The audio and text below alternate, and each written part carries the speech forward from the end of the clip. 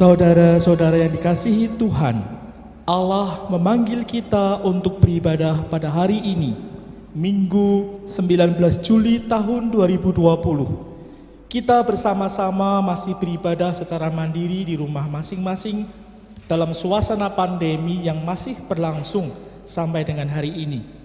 Sambil mempersiapkan diri bersama menyambut normal baru dan terus memohon perlindungan Tuhan di tengah wabah saat ini, maka kita semua diajak kembali merenungkan tentang jati diri kita sebagai anak-anak Allah dalam kehidupan yang masih dicemari oleh dosa dan kejahatan dunia di sekitar kita.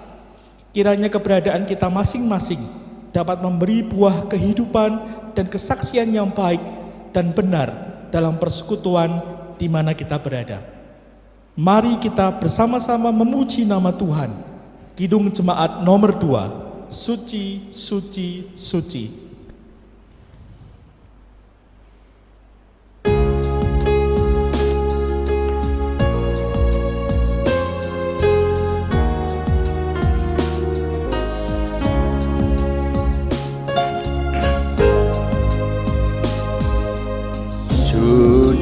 Suci, suci, Tuhan Maha Kuasa.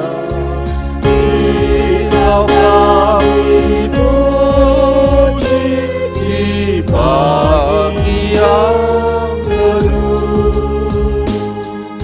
Suci, suci, suci, murah dan perkasa, Allah Tritunggal, agung nama-Mu.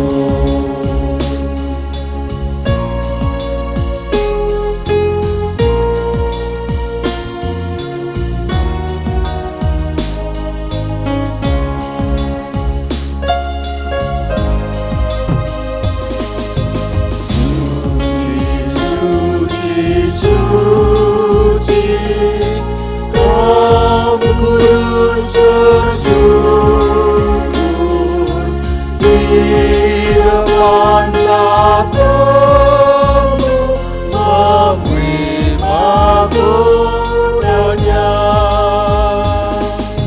Segenap malaikat sujud menyembah Tuhan yang ada selamanya.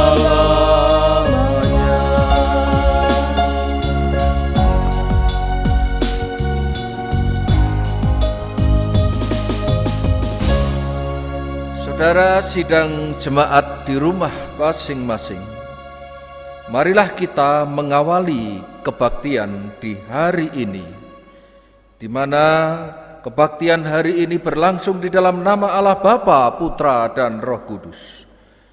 Kasih karunia dan damai sejahtera dari Allah Bapa kita dan dari Tuhan Yesus Kristus serta tuntunan Roh Kudus menyertai saudara sekalian. Amin. Saudara jemaat yang dikasihi Tuhan, dipersilahkan duduk kembali. Marilah kita menyambut bacaan introitus atau sabda awal yang tertulis di dalam kitab Mazmur pasal 86 ayat 14 dan 15. Ya Allah, orang-orang yang angkuh telah bangkit menyerang aku, dan gerombolan orang-orang yang sombong ingin mencabut nyawaku dan tidak memperdulikan Engkau. Tetapi Engkau ya Tuhan Allah penyayang dan pengasih, panjang sabar dan berlimpah kasih setia. Demikianlah sabda awal atau introitus. Marilah kita kembali bersukacita menyambut firman dasar ini. Kita nyanyikan pujian di dalam Kidung Jemaat 247, bait pertama dan kedua, Sungguh Kerajaan Allah.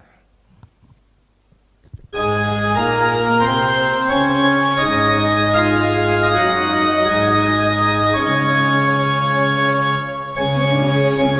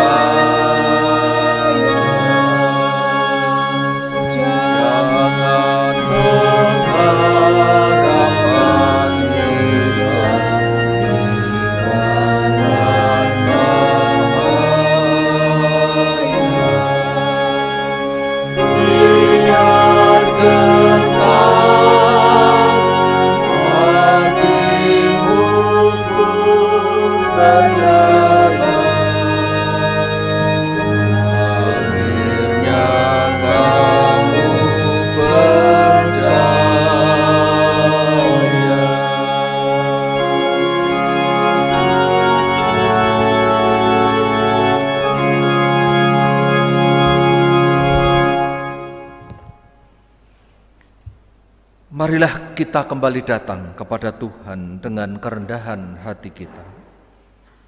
Dengan hati yang jujur memahami bahwa diri kita masih banyak kekurangan-kekurangan, kesalahan-kesalahan, kelemahan-kelemahan. Marilah di hadapan Tuhan kita datang mengakui segala dosa-dosa kita. Karena sabdanya senantiasa mengingatkan kepada kita, kasihlah Tuhan Allahmu dengan segenap hatimu dan dengan segenap jiwamu dan dengan segenap akal budimu. Itulah hukum yang terutama dan yang pertama. Dan hukum yang kedua yang sama dengan itu ialah kasihilah sesamamu manusia seperti dirimu sendiri. Pada kedua hukum inilah tergantung seluruh hukum Taurat dan kitab para nabi.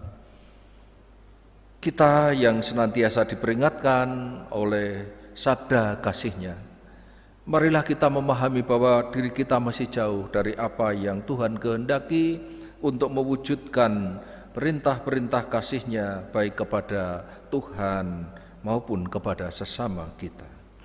Untuk itu mari kita datang kepada Tuhan di dalam permohonan doa-doa kita. Doa kita diantar dengan pujian Kidung Jemaat 33 bait pertama dan kedua. Suaramu kudengar.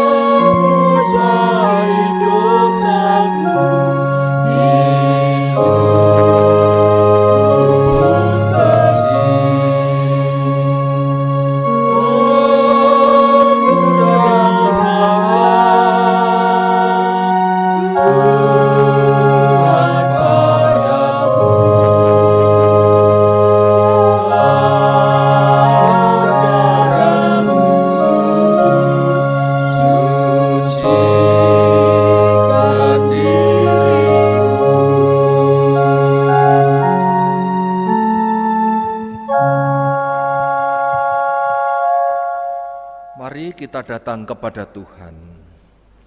Dengan kami mendengar suara-Mu ya Tuhan, memanggil diri kami yang penuh dosa dan cela ini. Dengan kami datang kepada-Mu sumber rahmat itu, kiranya kami dapat menerima anugerah pengampunan dosa.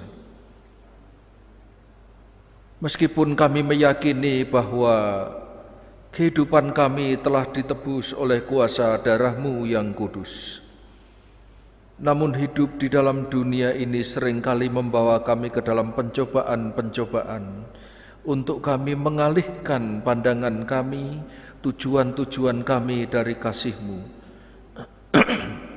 Seringkali diri kami yang lemah ini terombang-ambing oleh arus pencobaan dunia, sehingga kami tidak begitu mengindahkan kasih-Mu setiap waktu, setiap hari.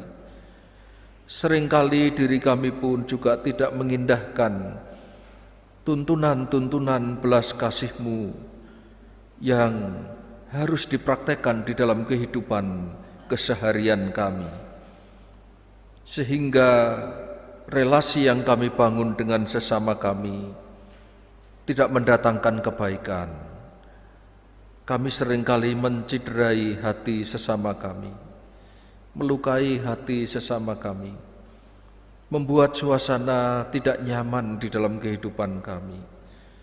Oh Tuhan, kiranya Engkau sendiri yang mengerti keberadaan kami, kerinduan kami untuk setiap hari, setiap waktu dibentuk oleh kuasa kasih-Mu yang begitu besar, oleh pengorbanan-Mu yang telah sempurna di atas kayu salib, oleh kuasa darah Kristus Yesus yang senantiasa memberikan kelegaan dan pengampunan bagi kami.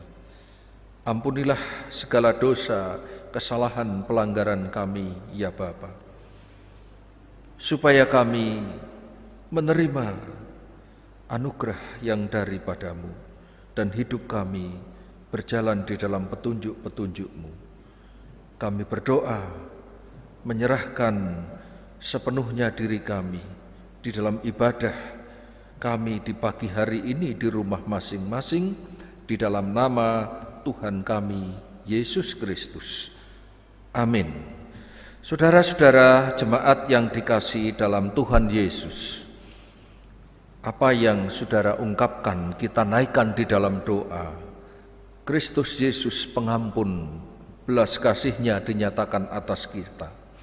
Maka di dalam Tuhan Yesus Kristus pengampunan dosa dinyatakan melalui berita anugerah-Nya. Tertulis di dalam surat Roma pasal 3 ayat 23 dan 24. Karena semua orang telah berbuat dosa dan telah kehilangan kemuliaan Allah. Dan oleh kasih karunia telah dibenarkan dengan cuma-cuma karena penebusan dalam Kristus Yesus. Demikianlah berita anugerah dari Tuhan kita. Mari kita sambut kembali di dalam pujian tadi, bait yang ketiga, Kidung Jemaat 33.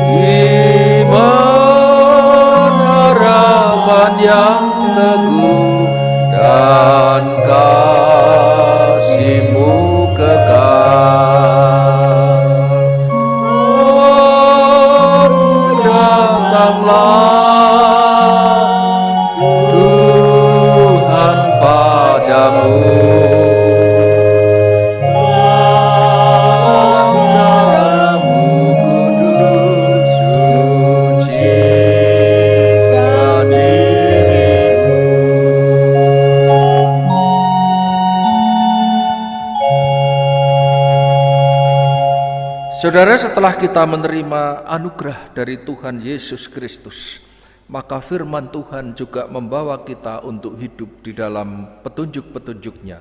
Kini masukilah petunjuk hidup baru berlandaskan firman Tuhan. 1 Petrus 1 ayat 13 dan 14. Sebab itu siapkanlah akal budimu, waspadalah dan letakkanlah pengharapanmu seluruhnya atas kasih karunia yang dianugerahkan kepadamu pada waktu pernyataan Yesus Kristus. Hiduplah sebagai anak-anak yang taat dan jangan turuti hawa nafsu yang menguasai kamu pada waktu kebodohanmu. Demikianlah petunjuk hidup baru dari Tuhan kita.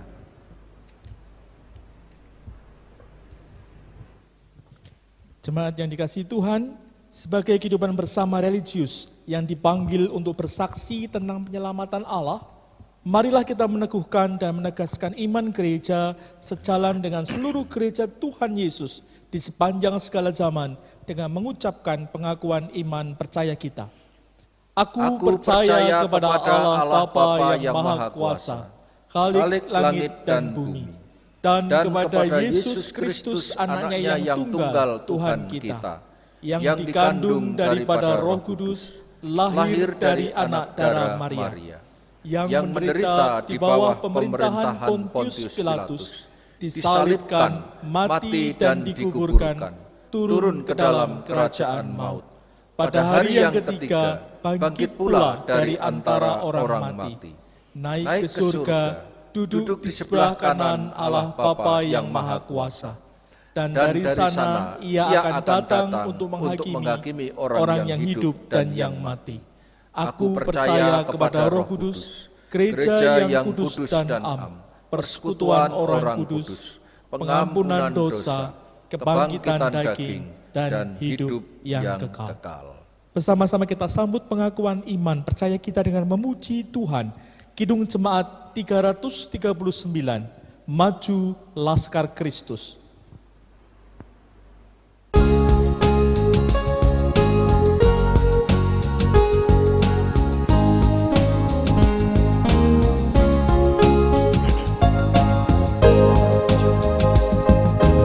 Maju Laskar Kristus, lawan kuasa gelap, ikut salib Yesus, sungguh dan tetap. Rajamu sendiri jalan di depan, majulah iringi panji cemerlang.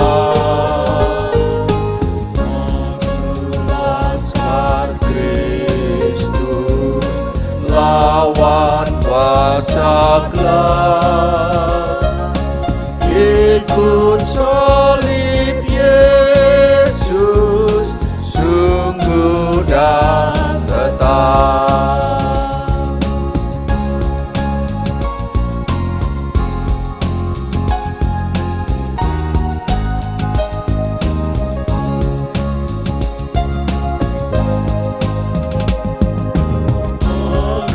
Laskar Jaya, gereja maju terus, jejak teladan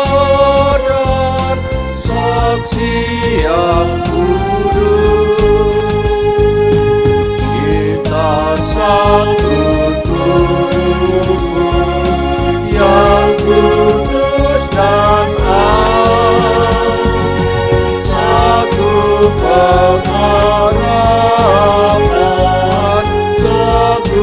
kunjungan.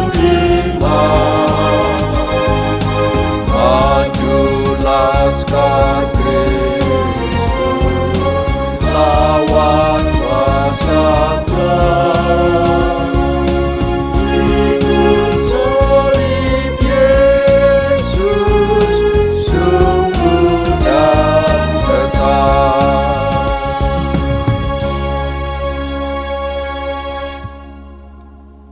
Jemaat yang dikasihi Tuhan, baiklah kita di rumah masing-masing, kita tetap senantiasa mengingat pemeliharaan dan berkat dari Tuhan dalam hidup kita setiap hari. Sebagai ungkapan syukur atas segala yang Tuhan berikan, marilah kita bersama-sama mempersiapkan hati, memberikan persembahan sebagai korban syukur dengan kita melandaskan firman Tuhan yang diambil dari Mazmur pasal yang ke-30 ayat yang ke-5. Demikian bunyinya. Nyanyikanlah mazmur bagi Tuhan, hai orang-orang yang dikasihinya, dan persembahkanlah syukur kepada namanya yang kudus. Bersama-sama kita akan menaikkan pujian dari Kidung Jemaat 367, Padamu Tuhan dan Allahku.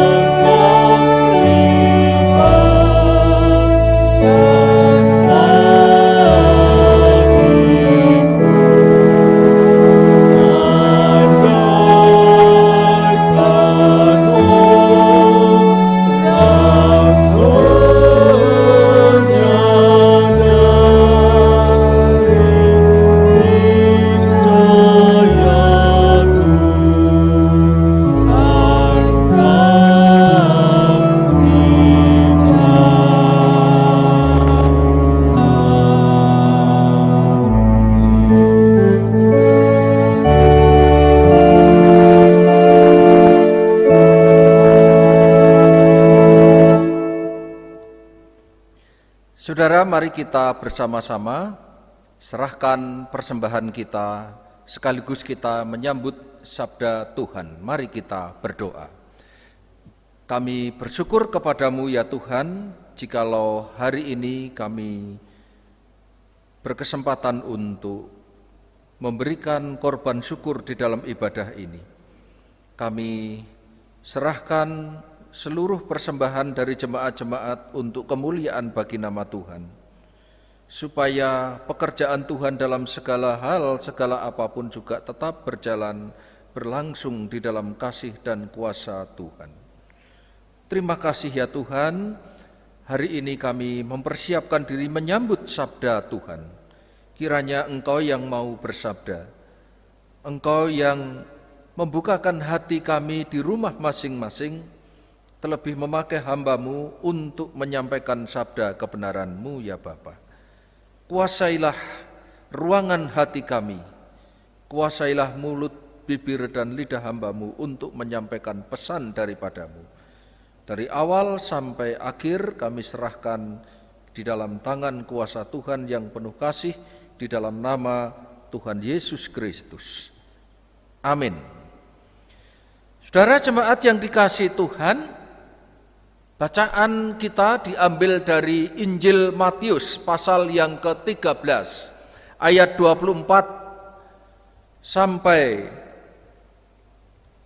30 dan dilanjutkan dengan ayat yang ke-36 sampai 43. Matius pasal 13 ayat 24 sampai 30 dan dilanjutkan 36 sampai 43.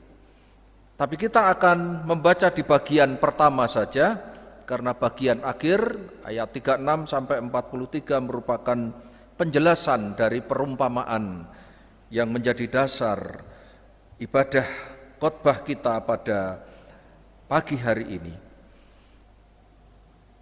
Matius 13 ayat 24 sampai 30, perumpamaan tentang lalang di antara gandum. Yesus membentangkan suatu perumpamaan lain lagi kepada mereka. Katanya, hal kerajaan surga itu seumpama orang yang menaburkan benih yang baik di ladangnya. Tetapi pada waktu semua orang tidur, datanglah musuhnya menaburkan benih lalang di antara gandum itu, lalu pergi. Ketika gandum itu tumbuh dan mulai berbulir, nampak jugalah lalang itu. Maka datanglah hamba-hamba tuan ladang itu kepadanya dan berkata, Tuan, bukankah benih baik yang Tuan taburkan di ladang Tuan? Dari manakah lalang itu? Jawab tuan itu, seorang musuh yang melakukannya. Lalu berkatalah hamba-hamba itu kepadanya, jadi maukah Tuan supaya kami pergi mencabut lalang itu? Tetapi ia berkata, jangan, sebab mungkin gandum itu ikut tercabut pada waktu kamu mencabut lalang itu. Biarkanlah keduanya tumbuh bersama sampai waktu menuai. Pada waktu itu aku akan berkata kepada para penuai, kumpulkanlah dahulu lalang itu dan ikatlah berkas-berkas untuk dibakar. Kemudian kumpulkanlah gandum itu ke dalam lumbungku. Demikianlah sabda Tuhan. Bapak Ibu, saudara-saudara, berbahagialah kita yang saat ini diberkati oleh firman Tuhan, menjadikan firman Tuhan itu hidup terpelihara di dalam kehidupan kita sehari-hari. Selamat pagi, shalom Bapak Ibu dikasihi Tuhan, saudara-saudara di rumah masing-masing. Kiranya kasih dan kuasa Tuhan tetap menyertai saudara-saudara semuanya. Kita memasuki ibadah di minggu biasa yang ke-16 dengan tema tumbuh bersama untuk memantapkan jati diri sebagai anak-anak Allah. Memantapkan jati diri sebagai anak-anak Allah. Saudara, seringkali kalau kita berbicara tentang jati diri sebagai anak-anak Allah, seringkali disalahpahami. Seringkali kita sebagai orang Kristen, sebagai anak-anak Tuhan salah mengerti dalam hal ini. Karena jati diri sebagai anak Allah tidak jarang yang memiliki pemahaman memurnikan iman dengan cara mengenyahkan segala bentuk penyimpangan atau kejahatan di muka bumi ini. Saudara-saudara, memurnikan iman ini dipahami sebagai sebuah kebenaran yang hanya bersumber daripada satu keyakinan atau agama saja. Mungkin sampai di sini tidak menjadi persoalan, karena setiap orang beragama harus meyakini keyakinannya, meyakini agamanya sebagai sesuatu yang benar. Saudara-saudara, menjadi persoalan ketika kemudian ada orang lalu memahami bahwa di luar kebenarannya itu maka sebagai penyimpangan dan harus disingkirkan bagaimanapun caranya. Selalu ada pemahaman-pemahaman baik perorangan maupun kelompok yang ingin mencoba untuk mengubah dunia menjadi surga ciptaannya sendiri. Mereka akan memurnikan dunia melalui jalannya, termasuk jalan kekerasan di sepanjang segala zaman atas nama agama juga. Kalau kejahatan-kejahatan di dunia ini, di negara kita ada 3 kejahatan yang cukup serius untuk ditangani. Yang pertama berkaitan dengan penyalahgunaan obat-obat terlarang, narkoba. Yang kedua berkaitan dengan soal pemberantasan korupsi. Kemudian yang ketiga berkaitan dengan terorisme. Itu persoalan yang sangat besar untuk negara kita. Saudara-saudara, maka kejahatan-kejahatan di dunia, mungkin ada kejahatan dalam bentuk yang lain, yang muncul dalam tindakan-tindakan, entah itu tindakan kriminalitas, entah itu mungkin pemerkosaan, pemabuk, pejudi, perampok harus ditumpas secara tuntas untuk membuat jera sekaligus peringatan bagi yang lain untuk takut melakukannya. Artinya apa, saudara? Jika dunia ini mau aman, maka harus ada tindakan-tindakan tegas, tindakan keras. Kita ingat pada masa-masa yang telah lalu, kita mengalami masa-masa di masa Orde Baru.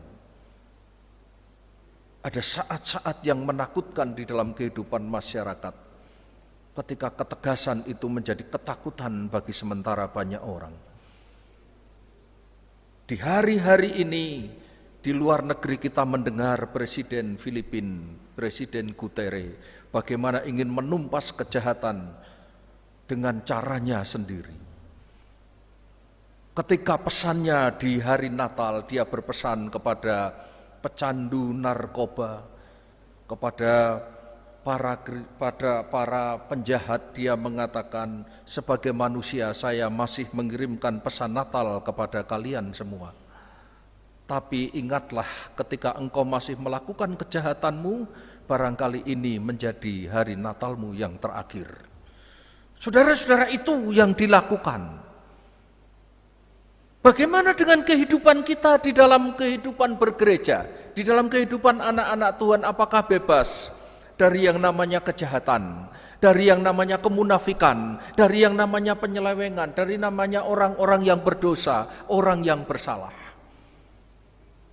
Bapak, Ibu, saudara-saudara, jemaat yang dikasihi Tuhan, pencetus reformasi gereja Protestan yang namanya Martin Luther, saudara kenal semuanya, pernah mengatakan di dalam sebuah tafsir mengenai perumpamaan ini, beliau mengatakan demikian, di mana Allah membangun sebuah gerejanya, maka di sampingnya iblis juga membangun penginapannya. Saudara-saudara, teman saya yang sudah almarhum ketika masih berada di sekolah teologi, kurang lebih 30 tahun yang lalu, memberikan karikatur yang sangat menarik. Ketika di bawah salib itu, di mana iblis sudah dikalahkan oleh kuasa darah Kristus Yesus itu, ternyata kepala ular juga masih berada di dekat salib itu. Saudara-saudara yang dikasihi Tuhan, maka ini yang menjadi pemahaman beberapa orang-orang yang menyimpulkan, tokoh-tokoh gereja yang menyimpulkan tentang keberadaan gereja yang kita kenal sebagai kerajaan Allah di dunia ini sebagai suatu corpus mixtum dalam bahasa Latinnya. Artinya apa? Artinya tubuh atau badan campuran yang di dalamnya terdapat orang-orang yang berbeda sifat dan keadaannya. Tentu sifat itu ada yang baik, sifat itu ada yang jahat, ada yang buruk, ada yang baik. Nah, perumpamaan kita pada pagi hari ini memang memperlihatkan kepada kita dua hal yang sungguh sangat berbeda. Gandum dan lalang itu suatu keberadaan yang sangat bertentangan. Bukan hanya berbeda, tapi sangat bertentangan. Saudara-saudara, ternyata keduanya itu berada di dalam satu tempat. Gandum dan lalang itu ada di ladang yang sama. Bahkan sulit untuk dipisahkan. Kalau ada upaya-upaya pemisahan total, maka dapat terjadi hal-hal yang sangat merugikan bagi pihak yang baik. Jemaat-jemaat yang dikasihi Tuhan, demikianlah hari ini kita mendengar firman Tuhan, bahwa kerajaan Allah itu selama berada di dalam dunia ini, yang dapat kita lihat di dalam situasi kehidupan bergereja. Mungkin kita mendengar banyak yang kecewa melihat situasi gereja sepanjang masa. Mengapa? Karena gandum dan lalang itu masih sama-sama tumbuh berdampingan. Allah masih menunjukkan kesabarannya dengan melihat situasi kerajaannya di dunia ini. Tuhan tidak langsung bertindak terhadap lalang-lalang yang ada, melainkan membiarkan demi kepentingan anak-anak kerajaan itu. Sekali lagi, tokoh gereja kita, Yohanes Calvin, pernah mengatakan, selama gereja itu mengembara di dalam dunia ini, maka manusia yang jahat dan munafik akan bercampur baur dengan orang-orang yang benar dan kudus, supaya anak-anak Allah mempersenjatai dirinya dengan kesabaran dan berpegang teguh pada iman dalam situasi kesimpang siuran itu. Indah sekali pernyataan Bapak Gereja Yohanes Calvin ini, Bapak Ibu. Tuhan tidak langsung menindak orang-orang jahat demi kepentingan kerajaannya. Tuhan bertindak sabar menunggu sampai tiba waktu bagi mereka untuk ditindak. Sikap demikian tentu bukan berarti bahwa Tuhan mentolerir kemunafikan, kejahatan di tengah-tengah gereja. Tidak sama sekali. Yang jahat di depan Tuhan, di hadapan Tuhan tetap dipandang jahat. Orang-orang yang baik tidak perlu kecewa dan kesal atas keadaan seperti itu. Biarlah semuanya tetap menyadari bahwa corpus mixtum itu tetap ada tanpa menghilangkan makna yang baik. Tidak mudah kita menerima kenyataan ini. Lalu ada yang bertanya, sampai di mana kalau gereja menerapkan disiplin, pendisiplinan siasat gereja kepada umatnya? Apakah siasat gereja itu masih perlu dilaksanakan secara tuntas? Atau sudah tidak waktunya lagi melaksanakan pendisiplinan gereja bagi umatnya yang melanggar? Memang masalah ini cukup rumit, karena adanya gereja yang sangat ketat dalam pelaksanaan siasat gereja. Tetapi banyak pula yang tidak mempraktekannya lagi secara tegas, kecuali dalam hal-hal yang prinsip. Ada seorang yang telah meninggalkan imannya, berpindah agama, ya tentu ini menjadi ketegasan di dalam gereja. Perumpamaan ini tidak menjadi satu jawaban atas hal-hal seperti itu, karena tujuannya adalah waktu untuk mencabut ilalang itu belum tiba. Kerajaan Allah tidak perlu mundur dengan merajalelanya lalang-lalang di dunia ini. Sebagaimana Allah itu begitu sabar atas hal-hal demikian, maka gereja juga harus tetap bersabar menghadapi adanya ilalang-ilalang di tengah gereja. Dengan mengingat gandum tetap gandum, lalang tetap ilalang, dan bukan gandum, maka kebaikan, kemurnian, kesetiaan biarlah tetap menjadi ciri-ciri kerajaan Allah. Janganlah kita dikalahkan oleh kemunafikan, ketidaksetiaan, dan hal-hal yang tidak menghasilkan buah seperti gandum yang menghasilkan buah. Kita juga tidak perlu menjadi hakim bagi orang-orang yang ada yang mungkin dalam pandangan orang itu kita pandang jahat, munafik, dan lain sebagainya. Penghakiman itu belum tiba saatnya. Tetapi yang pasti ialah pemisahan pasti akan terjadi. Penghakiman akan datang. Saudara-saudara, ada yang berlagak seperti anak-anak kerajaan Allah, padahal sebenarnya dia adalah anak-anak kerajaan iblis. Pada kesudahannya mereka akan dihukum sesuai dengan keberadaan mereka. Oleh sebab itu, saudara-saudara, mari kita sungguh-sungguh menyadari, karena akan muncul persoalan baru ketika seseorang atau kelompok menganggap mereka itu wakil Tuhan untuk menjadi penjaga kebenaran mereka. Orang-orang saleh yang menganggap dirinya bersih dan berhak menjadi hakim bagi sesamanya berdasar keyakinannya. Ini sangat berbahaya di dalam kehidupan bermasyarakat maupun dalam kehidupan bergereja. Di mana-mana mereka justru akan menebarkan kebencian dan ketakutan dengan dalih kemurnian suatu agama. Keberadaan mereka menjadi ancaman ketakutan kepada sesama, karena orang-orang harus hidup sesuai dengan aturannya. Jadi saudara-saudara, marilah kita memperkuat iman kita dengan tetap berpegang teguh kepada Tuhan Yesus Kristus, Raja Gereja. Terlebih di tengah-tengah masa yang sulit, pandemi yang masih berlangsung di tengah-tengah kita saat ini, marilah kita tetap memegang kuat iman kita, berpegang teguh kepada Dia sebagai Raja Gereja. Dengan melihat inti perumpamaan lalang di antara gandum ini, maka mari kita tidak perlu mendirikan sebuah gereja yang bebas dari dosa. Jangan pernah menganggap di gereja adalah orang-orang yang bebas dari pengaruh-pengaruh pencemaran dunia, dari dosa. Karena dengan demikian, kalau gereja hanya ditempati oleh orang-orang suci, maka gereja tidak akan dikunjungi oleh manusia-manusia, karena tidak ada manusia di dalam dunia ini yang tidak berdosa.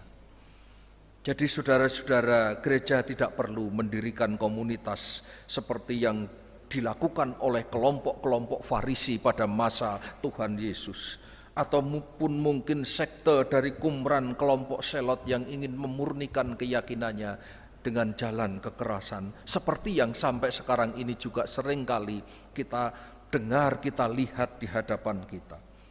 Memang gereja itu harus diakui adalah persekutuan orang yang percaya. Gereja sebagaimana pengakuan iman kita adalah gereja yang kudus dan am, persekutuan orang-orang kudus. Tetapi keadaannya masih berada di dalam posisi sebagaimana ayah seorang bisu di dalam kisah penyembuhan Yesus kepada seorang tua yang anaknya bisu.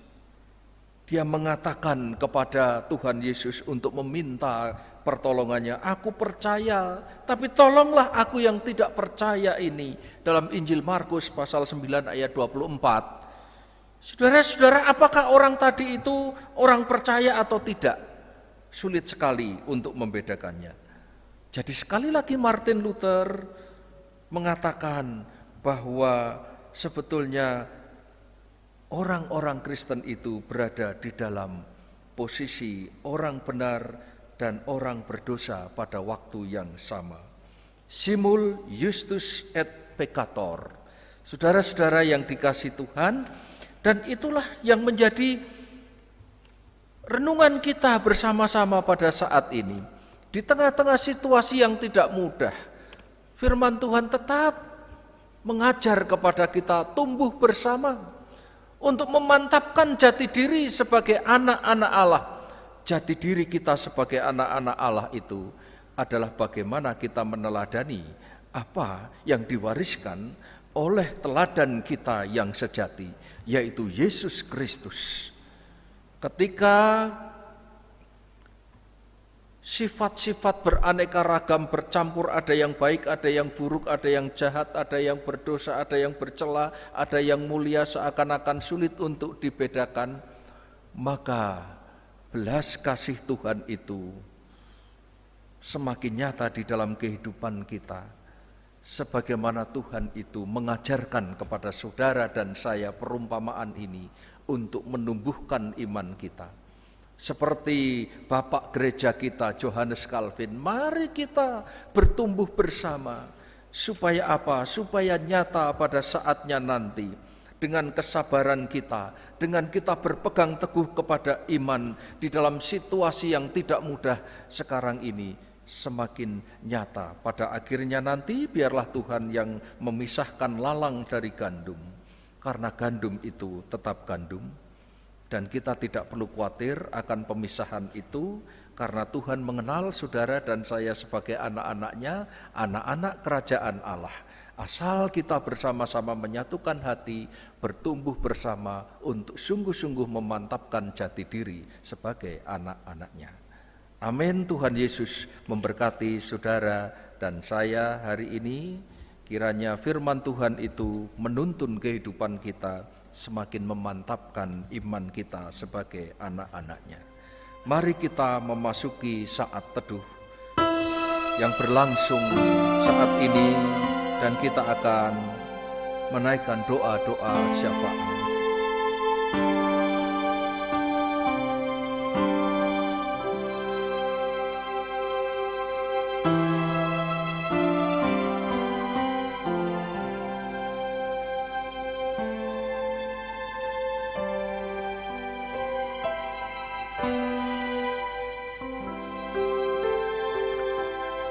Bapa di surga,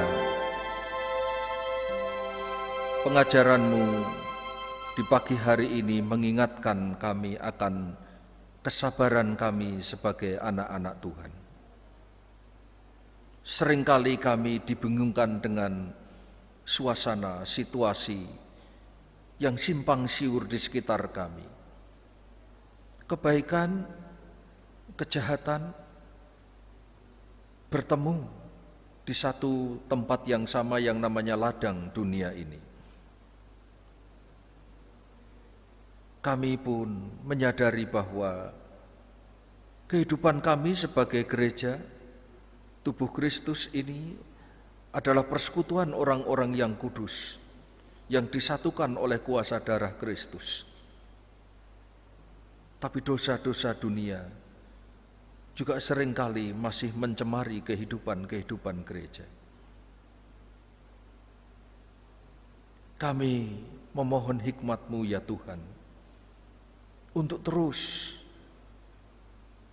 memagari kami dengan kekuatan-kekuatan kuasa-Mu, sehingga iman kami tumbuh memantapkan jati diri sebagai gandum, bukan sebagai lalang. Ketika lalang tumbuh di sekitar kami, di dalam kehidupan masyarakat kami yang semakin penuh dengan dosa dan kejahatan, mungkin ada ketimpangan-ketimpangan di dalam kehidupan bergereja juga. Ajarkan kami ya Tuhan untuk tetap memandang rancangan-rancangan-Mu bagi kerajaan-Mu. Terima kasih untuk proses pembentukan-Mu, bagi jemaat-Mu sekian lama. Kami hidup bergereja berjemaat dengan berbagai dinamika kehidupan yang tidak mudah. Dengan tantangan-tantangan yang tidak mudah, terlebih saat-saat ini ketika kami bersama-sama menghadapi kesulitan-kesulitan. Kesulitan yang namanya pandemi, yang menggentarkan banyak orang. Ada hal-hal yang kami mohonkan kepadamu terkhusus untuk ketabahan iman orang-orang percaya. Kepada jemaat-jemaat Tuhan saat ini yang berbakti bersama-sama, kami mohonkan kekuatan terkhusus kepada mereka yang mengalami berbagai tantangan-tantangan hidup. Terima kasih untuk penyertaan-Mu sampai saat ini. Tuhan memberikan kekuatan dan penghiburan bagi keluarga besar almarhumah Ibu Ngatini Al-Sumirah atau Ibu Jarno yang telah Engkau panggil beberapa hari yang lalu.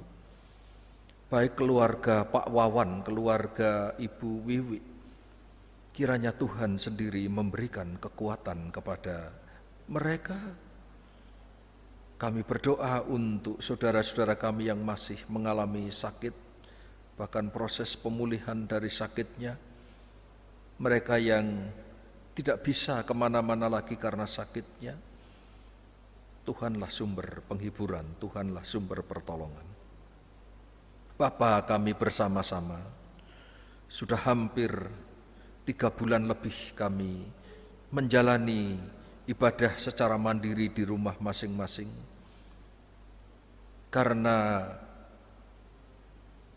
keputusan bersama, karena kepedulian, keprihatinan akan wabah yang masih berlangsung, kami masih beribadah di rumah masing-masing. Bawalah kami untuk menyadari bahwa ibadah itu pun juga merayakan kehidupan. Oleh sebab itu ketika pemerintah sudah mewacanakan kembali akan berlangsungnya era normal, maka majelis jemaat bersama-sama merancang kembali untuk membuka ibadah secara tatap muka. Tapi kami mohon kepadamu hikmat, kami mohon kepadamu tuntunan, supaya bukan sekedar kami memiliki keinginan untuk berjumpa satu dengan yang lain setelah sekian lama tidak berjumpa. Tetapi ini sungguh-sungguh menjadi kerinduan kami bersama-sama. Kapan direncanakan ibadah tatap muka, kami tetap serahkan ke dalam tangan-Mu supaya semuanya dipersiapkan dengan baik sebagaimana saat ini sudah berjalan. Kami tetap di dalam kehati-hatian. Kami tetap mempercayai bahwa dengan melakukan protokol kesehatan secara ketat, kami pun juga berupaya untuk menyelamatkan kehidupan yang adalah anugerah dari Yesus Kristus, Juru Selamat kami. Kepada saudara-saudara kami yang saat ini juga berjuang untuk mengatasi pandemi ini, mereka yang bekerja di lini terdepan, baik di rumah sakit yang berhadapan setiap hari dengan pasien-pasien COVID-19 ini, Tuhan berikan perlindungan. Bersyukur kepada Tuhan untuk lawatan Tuhan bagi saudara kami yang sudah dinyatakan negatif dari COVID-19. Kami percaya bahwa semuanya itu karena kuasa Tuhan. Bersyukur untuk anak-anak Tuhan karena pertolongan Tuhan Engkau telah menolong mereka. Terlebih daripada itu untuk Provinsi Jawa Tengah ini, Kota Semarang ini, di mana angka penyebaran masih terlalu tinggi, masih berada di dalam zona merah, kami tetap memohon perlindungan-Mu ya Tuhan. Kami berdoa supaya Tuhan sendiri mengasihani kami semuanya, baik kami yang tinggal di Kota Semarang, bahkan bangsa kami Republik Indonesia, supaya kami segera keluar dari wabah ini dan kami dapat menjalani kehidupan ini seperti yang telah kami jalani beberapa waktu yang lalu. Terima kasih ya Tuhan, terima kasih. Inilah doa kami yang kami peralaskan di dalam nama Tuhan Yesus Kristus yang mengajar kami untuk selalu berdoa. Mari kita berdoa. Bapa kami yang ada di surga, dikuduskanlah namamu, datanglah kerajaanmu, jadilah kehendak-Mu di bumi seperti di surga. Berikanlah kami pada hari ini makanan kami yang secukupnya, dan ampunilah kami akan kesalahan kami, seperti kami juga mengampuni orang yang bersalah kepada kami. Dan janganlah membawa kami ke dalam pencobaan, tetapi lepaskanlah kami daripada yang jahat, karena Engkaulah yang punya kerajaan dan kemuliaan sampai selama-lamanya. Amin. Saudara-saudara yang dikasihi Tuhan, setelah kita bersama-sama mendengar firman Tuhan dan berdoa, marilah kita menyanyikan pujian peneguhan di dalam Kidung Jemaat 369a, bait yang pertama dan kedua, Ya Yesus, ku berjanji.